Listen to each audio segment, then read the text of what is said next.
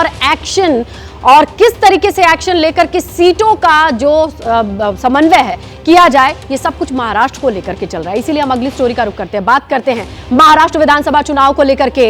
NDA हो या India, दोनों तरफ हलचल तेज है। दोनों गठबंधन में सीट के फॉर्मूले पर बातचीत करीब करीब तय हो चुकी है और जल्द ही इसका ऐलान होना है। बड़ी खबर महाराष्ट्र महायुति को लेकर के आपको बताएं। महाराष्ट्र के लिए महायुति का सीटों का फॉर्मूला तय। महायुति में सभी 288 सीटों पर सहमति बन गई है, जहां बीजेपी के लिए 151 सीटों पर चुनाव लड़ने की खबर आ रही है। और अब किस तरीके से यह फॉर्मूला बांटा गया है, किस तरीके से इतने लंबे मंथन के बाद यह फॉर्मूला निकल के सामने आया, पर्दे के पीछे क्या क्या हुआ है, चलिए हम समझते हैं। हमारे सहयोगी नीरज पांडे जो क्लोजली ऑब्जर्व कर रहे थे। अब देखिए, पिछली बार जैसे हालात तो नीरज रहे नहीं, क्योंकि एक और एडिशन है, उसके साथ ये एडजस्टमेंट कैसे हुई, पर्दे के पीछे क्या क्या हुआ, जरा डिटेल बताइए।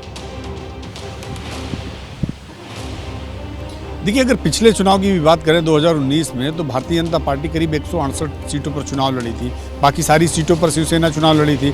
इस बार Bharatiya Janata party no doubt बहुत बड़ी पार्टी है, चूंकि 105 के आसपास भारतीय जनता पार्टी के विधायक जीत कर आए, तो अब भाजपा का तो अपर हैंड है ही है। लेकिन अभी जो आपस में बात चल रही थी, मेरी जो जानकारी है उसके अनुसार करीब 240 सीटें ऐसी थी जिसमें कल से पहले तक भारतीय जनता पार्टी और दोनों दल यानी एनसीपी और शिवसेना दोनों ने सहमति बना ली थी। करीब 48 ऐसी सीटें थी जिनमें पेच फंसा था, जिनमें कई सीटें ऐसी थी जिनमें बीजेपी दावा ठोक रही थी, एनसीपी अपना दावा ठोक रही थी, शिवसेना भी कई सीटों में ऐसी कॉमन सीटें हैं जिसमें एनसीपी और बीजेपी भी दावा ठोक रही थी और शिवसेना भी कह रही थी ये हमारे खाते में आनी चाहिए।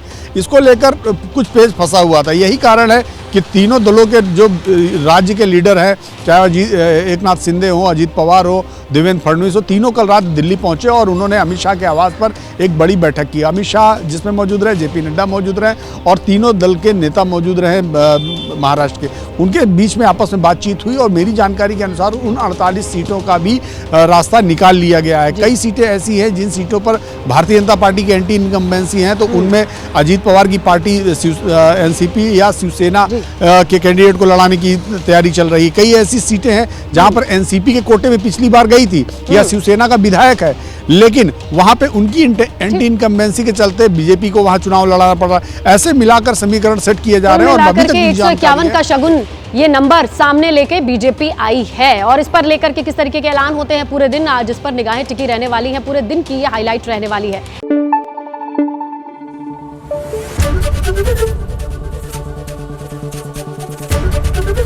एबीपी न्यूज आपको रखे आगे।